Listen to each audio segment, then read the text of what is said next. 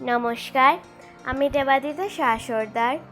আজ মহালয়ার পুণ্যতিথিতে আমি কবি প্রেমেন্দ্র মিত্রের রচিত আগমনী কবিতাটি আবৃত্তি করছি।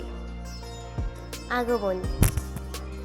বর্ষা করে যাব যাব, সে এখনো দূর, এরই মধ্যে মিঠে কিন্তু হয়েছে রোদ্দুর। মেঘগুলো সব দূর আকাশে, পারছে না ঠিক বুঝতে ঝরবে নাকি যাবে উড়ে অন্য কোথাও খুঁজতে।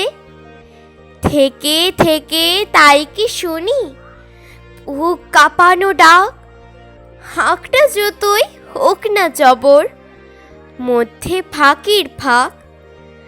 আকাশ বাতাস আনমো না আজ, শুনে এ কোন ধ্বনি, চির নতুন হয়ে উচিত এ কার আগমনী।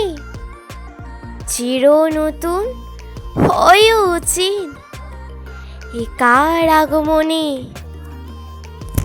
নমস্কার।